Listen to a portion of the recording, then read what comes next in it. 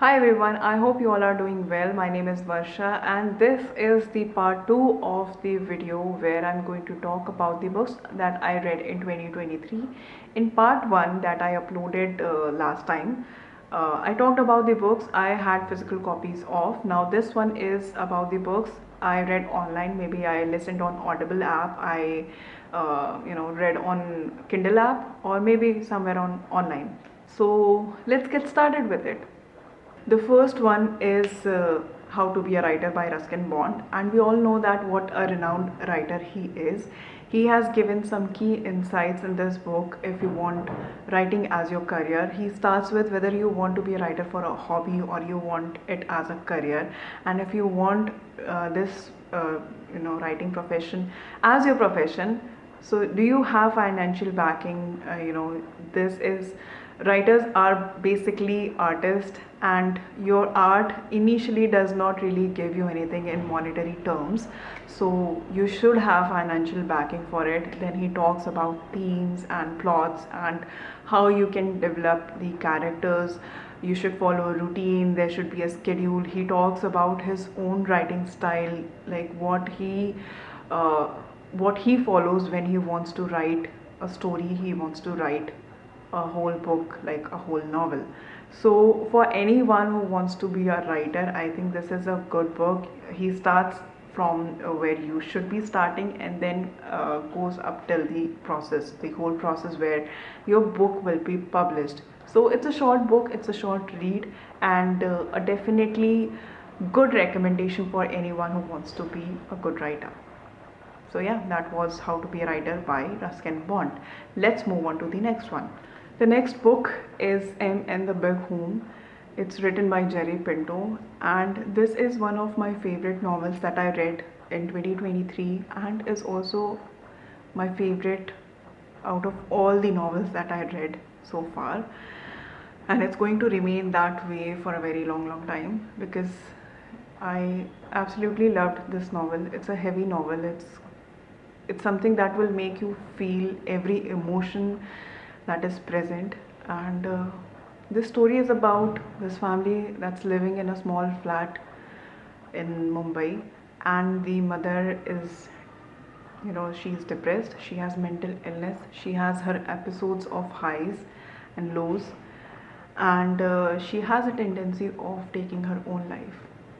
And the whole family is living in that flat, trying to uh, living with that situation, trying to manage that situation.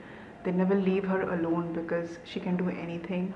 When she's in good mood, she is very witty, she is humorous, she has a sense of dark humor. And when she's not, she has the ability to give you the remarks that will definitely hurt you. This is the novel where the son is trying to understand that where it all started, like how her mother got this illness. Was it already in the genes? Because she never had an easy childhood, and probably her ancestors never had it easy. They migrated from some other place to India, and the migration was not that easy. She saw a lot at the tender age when she was just a child, but he's also trying to understand if something happened to her after she got married and she had children, were they the reason that she is now so depressed, she's not happy with her life. He is trying to understand all these things, and in the middle he's also giving you glimpses of their life, how they are living in that flat. He's talking about his father, who is the big whom in this story. M is the mother, her name is Imelda, and she is called M in the story. And the big whom is the father, who is someone who is kind of a shelter on everyone when everything goes wrong. He's the one who manages everything, who handles everything so calmly. They have not seen him, lose his patience even once. He did lose it once when M did something that was unexpected, and this is the whole story. The boy is also very scared that if it's in the genes, he's going to get it too. Maybe, probably he will get it too. He goes to the doctor and asks him if he is gonna go through it himself, and the doctor says that you cannot tell this.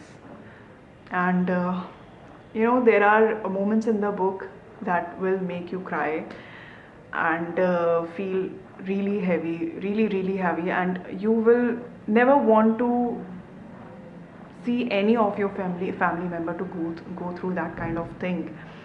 The boy also feels that he has not done enough for his mother, because at times the children never had an easy childhood. They were always dealing with this situation. And it's like at some moment he wanted to just run away to have a normal childhood. So he thinks that he has not done enough for his mother.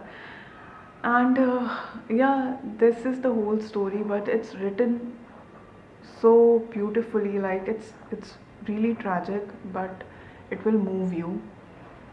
And I definitely recommend reading everyone this book, but with trigger warning, because M was capable of taking her own life, and there are also descriptions of what she goes through. She says that she has voices in her head that she cannot control. And yeah, this is about mental illness. Also, I will recommend watching Jerry Pinto's interviews that he has given. He has had some interactions with students at the colleges where he talks about mental illness, and you understand that he is someone who has lived very closely to someone who had mental illness. I definitely recommend watching his interview or his interactions at the colleges. So yeah, that was M in the Big Home by Jerry Pinto. Let's talk about the next one, which is It Ends With Us by Colleen Hoover. And this one I read because of Book Talk, because at one time my feed was filled uh, with the short videos on It Ends With Us, and I thought maybe I clicked on one of those videos, and algorithm kept on giving me recommendations on this one. I didn't read, I hadn't read it at that time, so I thought maybe I should read and really know what this novel is about. So I read this one and I regret wasting my time on reading this one. It's based on this topic of domestic abuse. The protagonist is Lily, who has seen her mother being abused by her father, and she used to think at that time that why is her mother not leaving her father. I mean, she is financially independent, so she can probably leave him. So she kept thinking about it, and then she used to think like if she ever is in that kind of situation, she will just leave immediately. She will not think twice about it. Later on, when she is in her early 20s, she meets this guy Ryan, who is a neurosurgeon, and she gets into a relationship with him, and then she finds herself in a similar kind of situation. Now she also met this another guy when she was teenager, like when she was living with her parents during that time, and that guy also didn't have an easy past. He also was, you know ignored by his parents, and he had to run from that house. Here he was living in a bad condition, and Lily helped him at that time, so they had a special bond with each other. But then he left that place to work in military. And yeah, that was, they were really fond of each other, they really liked each other, but that was then. Now she's all grown up and she's in relationship with Ryan, who is really rich. And Lily wants to have a flower shop in this city. She's being helped by this girl who is also super rich, and she happens to be Ryan's sister. She Lily finds this out later on, but yeah, this all goes on. Then Lily is in the same situation as her mother was. Now she leaves Ryan, and she's trying to also help him overcome his aggressiveness, because of which he loses his temper and just you know becomes physically violent.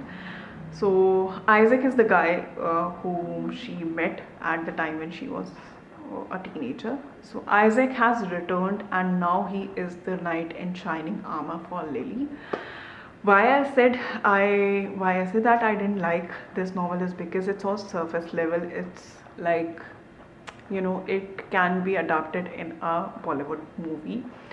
It's not that easy. Like whenever Lillian is in a situation where it's not going in her favor, she always have someone to back her up. And I'm not saying that there is anything wrong with that, but how easily it all has been written. Like she never goes through that kind of turmoil. I'm not saying that anyone should, but I don't think it represents the reality. The novel is nowhere close to what exactly happens with these people who go through domestic violence, who really, have witnessed this kind of violence. As I said, the whole book was just like a fairy tale. She was going into the situation, she was coming out of the situation. There was always someone to back her up. And yeah, I think it's not the best book to read on domestic violence. The only part that I liked in this book is where she herself understood that why her mother didn't leave her husband, like her mother's husband. So she explains that, when you start living with that kind of person and you're not leaving him, you keep pushing your limit. It happens once, then it happens twice, and you are pushing your limits. And one time when it does not go to that extent, like the person is not that abusive, you have seen him to that extent, he's a little less abusive, you give him that chance that at least he's not that bad this time. So you keep pushing your limits, and then one time you reach that phase where you do not know how what your life would be to live without that person, or with a not in that situation. Like you do not know how to live on your own. I think anyone who is in that kind of situation, they should definitely ask for help. And if you can get out of that situation, you definitely should. It's not that easy. It's definitely not that easy as easily it has been written in this novel. But yeah, don't read this one if you want to know more about what people go through when they are in an abusive relationship. It's a waste of time. I wasted my time.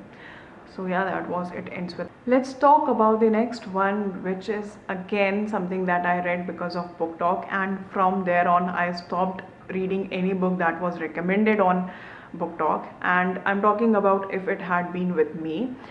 And there were lots of short videos, and in those videos people were crying about this novel, how it ended and all of that. So I thought maybe I should read it. I read it, and from the first chapter I knew what's going to happen in the end.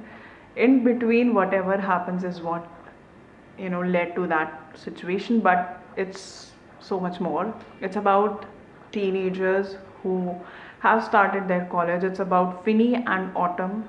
Autumn is a girl and Finney is a guy. They know each other since childhood, but they drifted apart when they were growing up. Now they are studying in the same college, and everyone around them know that they like each other, but they do not want to accept it. And then they are with another people. There are heartbreaks, there are exams happening, there is also teen pregnancy, and everything that you can imagine that happens in teenagers life, except that. Yeah. So this is what the whole novel is. It's bad. It's all surface level. It didn't do anything to me. Like I felt I wasted my time. And about that ending, that was so predictable. If they didn't have this ending, if that was not the ending of the novel, it would have no point. So just to bring that novel to that ending, to that point, it was written, like this whole story in between was written, which had no point. So do yourself a favor, don't read this one.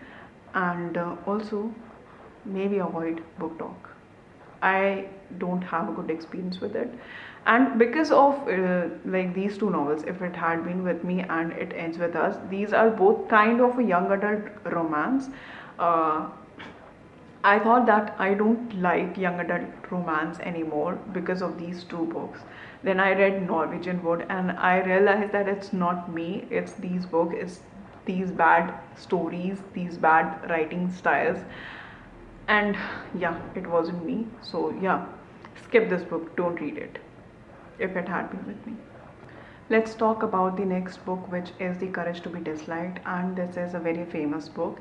This first thing is that is written in a very interesting format where there is a youth who is questioning this philosopher, and whatever the philosopher is answering, if the youth is not satisfied, he argues with him and he gives his side of perception, so whatever he thinks about the whole situation, and then philosopher tries to answer him again. So the whole format is really interesting. Now what this book is about is definitely how to live an authentic life and not be worried about that what other people think about you when you are doing something. It's also majorly based on Freud and Jung's psychology and Adler's psychology. So Freud and mostly says that the past affects how you are today. So if you have had any kind of incident that left an impression on you, it is kind of going to shape your present. It's going to be there in your present. However, Adler say that the past is gone, it has no effect on your present, and you choose whatever you are today.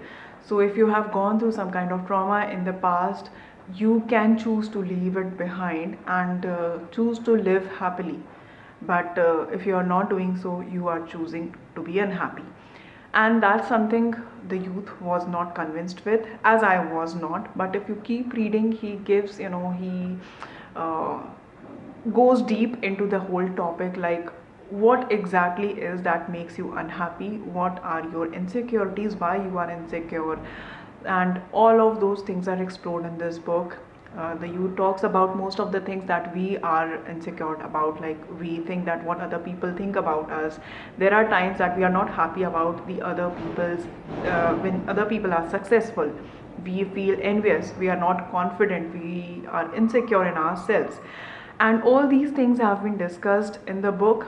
I related to most part of it, but there were some parts that I was not able to relate with, because that felt like an idle world for me. In an idle world, you will be, you know it's something that you have to be too strong. It asks for you to be too strong in that situation. If you are saying that there are class differences in this society, and if you say that that person choose not to be happy, that's not the case. They don't have that kind of resource. So in that part I disagree with it, with what the philosopher was saying. But on major part, like there were things like, if you think about your about the people around you as competitors, you are always going to be competitive about something. Rather think about them like comrades. So if they do something good, congratulate them and think of them not as competitor, as someone who is you know who is your equal, walking with you, and you want them to succeed. That way you also accept yourself, and you give yourself that chance to do the same thing, or maybe a better thing, and you will not be envious of yourself. He also talks about that when we use our emotions in situation to, that does not justify us. Like if we are angry in such a certain situation, so where that anger is coming from, or if we could have handled that situation where we were angry in a better way. Definitely there are better ways of handling situation where we are angry, but there is a whole idea that has been described in the book that you can read, and it will definitely help you. This is the very small part that I am talking about. It talks so much more in details in this book, and I definitely recommend reading this one. And yeah, as I said, the interesting part was that the youth kept answering him back about what he disagrees with and what he feels is not right. It's too it's for the ideal world, it's for a perfect world which is too difficult to achieve. So I highly recommend reading this book, The Courage to be Disliked. Let's move on to the next one, which is The Big Leap by Kay Hendricks. And this one is again a self help book that talks about the upper limit problems, that talks about the different zones that we have, and the different barriers that we have. So, zones are four, which is the incompetence, competence, and zone of excellence, and then the zone of genius. Then, our goal is to reach the zone of genius. If you are someone who is in the zone of excellence, then you are someone who is happy in his or her life. They are doing well with their family, they are loved by their family, by their colleagues, and they are doing really good in their job. But you will not be able to remain there for a very long time, because when you become too comfortable, you want to do, you want to go out of that zone, and you want to achieve the next goal. Like, you want some adventure in your life, and you will not be able to remain in that zone for a very long time, and then you want to move to the next zone, which is zone of genius. Zone of genius is something where you are good at doing that one thing, like that's something that you are known for, and that should be your goal. Zone of incompetence is something that you are, you're just there, you don't know really, you're not really good at anything. And zone of competence is where what you are doing, other people, like there are many more people who can do this and maybe do better than how you do it. So the goal is always to move towards the zone of genius. The upper limit problem is something that we set on ourselves, like we become the, you know, we hinder our own journey towards the zone of genius. When we are moving towards the zone of genius, something happens, like it's these four kind of barriers that will stop us from moving to the zone of genius. These barriers are inferiority complex. You might feel that you do not belong to that zone of genius. You want to go there, but you feel that it's not something that's for you. You have not earned it yet. And the people who are already there, maybe you are not good enough like them. So that is the zone of inferiority complex. The next barrier is feeling of abandonment. Like if you are moving to another zone, you are trying to excel yourself, you are moving one level up, you feel that you are abandoning your loved ones or your friends.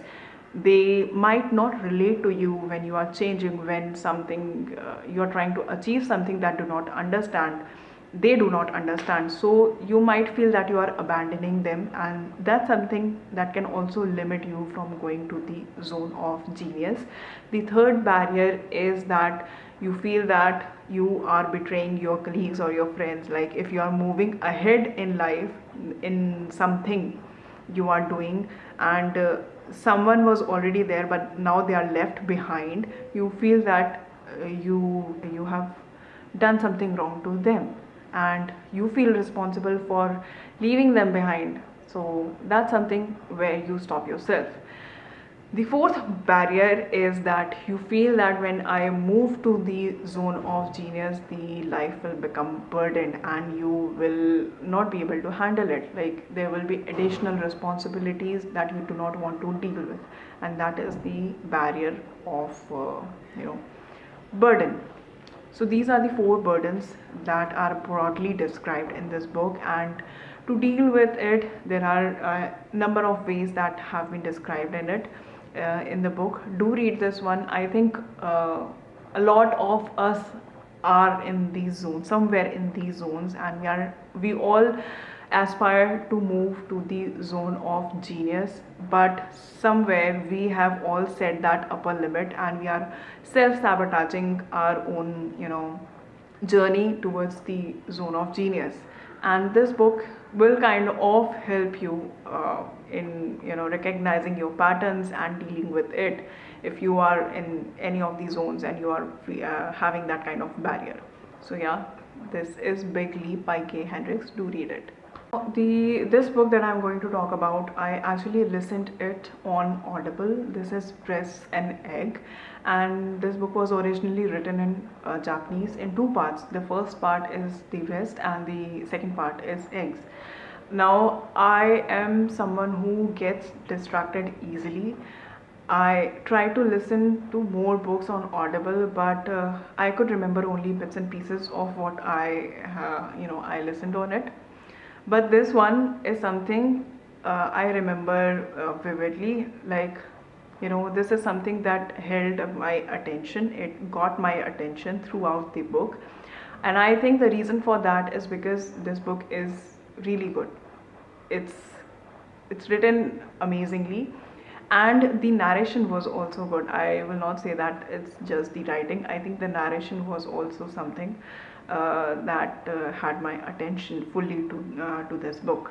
So let's talk about this book. The first part, it's actually in one part in English when it was translated in English.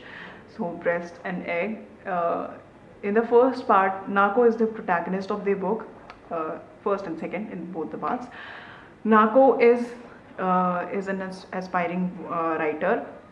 She is working in a library and is making enough to survive in Japan. Uh, Her sister is Maki, and her niece's name is Midoriko. They are visiting her on this weekend for vacation, but it's not only for vacation. Maki wants to have a breast implantation, and why does she feel that she is in her late 30s and she felt like having this breast implantation? In the first part, Nako is someone who is just observing whatever Maki has to say, and she does not want to come across as someone who is not supportive enough of her sister's decision or what she's thinking of doing to her body. And she also does not want to offend her with what she is thinking. She is thinking like, what exactly happened, like what made her think that she should have an implantation. When did she started having this body image issue, and has she figured out the finances, how she will be dealing with it, and if some complications happens, what is she going to do in that case? Maki is also a single mother, and she works as a waitress in this bar that is not so good for women. So she's thinking that how is she thinking about raising Midoriko, who is just hitting the puberty. Midoriko is not on talking terms with Maki. It just happened one day that she returned from school and she stopped talking to Maki. Maki thought that it will be just 1 or 2 day thing, but now it's been 6 months that she has not spoken to Maki. And if there is a need to communicate with her, she has a diary where she writes everything. Like if she wants to convey a message, she writes it in that notebook. Apart from that notebook, she also has a diary where she writes every day, like whatever she's feeling. And Maki thought that Midoriko will be normal with Nako, but she's using the same notebooks, same way of communication with Nako also. We get to look into what Midoriko is writing in her diary, and we get to know that she is someone who is just hitting puberty and she's not liking the changes happening to her body. She feels that it's sad to be a woman, and she has given all kind of reasons. And when you are reading that diary, you will feel that this child is not a child anymore. She is thinking like an adult, and that should not happen to any child. She wants to help her mother because she feels that whatever situation her mother is in today, like they do not have enough money for anything, and it's all because she was born. So because she was born, her father left Maki, and she does not really know enough about the whole what the dynamic between her parents were, but she feels that she is the reason that her mother is not doing well in life, and if she were not born, everything would have been great. By the end of the vacation, they do end up talking to each other, but it was a whole scene and definitely worth reading. The next part is where we see that Nako is now an established writer. It's happening 12 years later, and now she is in her late 40s, and we get to learn that she does not enjoy physical uh, intimacy with anyone, and she's asexual, but she wants to have child, and she starts researching about the ways you can have child, and she gets to know about artificial insemination. She researches about this whole topic, and she learns that there are children born through artificial insemination. She reads the interviews of all these children. She goes to attend the seminar where this guy, he was there to answer the questions regarding his same. She learns more about him, and she gets to know that he got to know that he was born through artificial insemination in his 30s, and he was not very happy about it because it kind of scarred him. He grew up with a family where he loved his father, who died when this guy was 14 years age, and he always thought that this is the guy who is my father. He loved that guy, but now he doesn't really know who his real father is. And later on we learn more about these things. There is also this girl whom he is dating. She was also born through artificial insemination, and we learn some gruesome details about her childhood. And I think that part is something that will make you really sad. It will make you numb.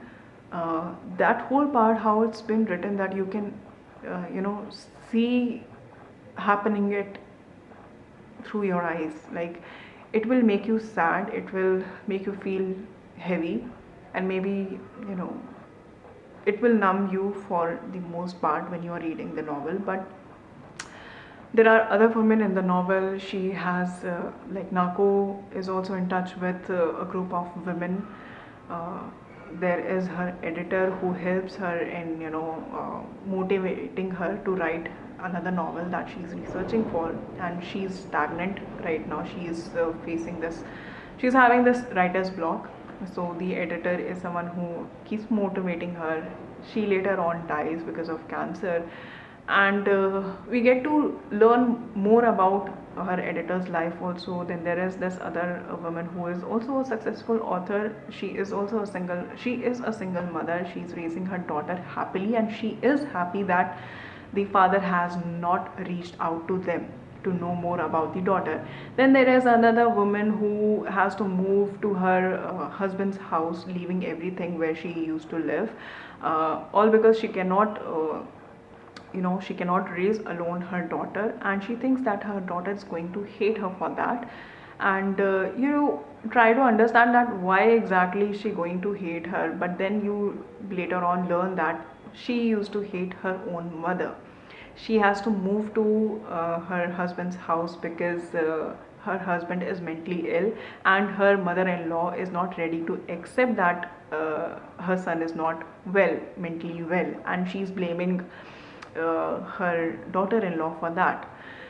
And all these things are happening, and all in all, this book is about motherhood, it's about womanhood, it's about a lot of things that women go through, and about, like, the world we are living in is very progressed. It's very progressive. It We have done so much, so much progress in the lifestyle, in technology, in we encourage women to go out and work, to earn for themselves and all of those things. But still, topic artificial insemination is something that is far-fetched.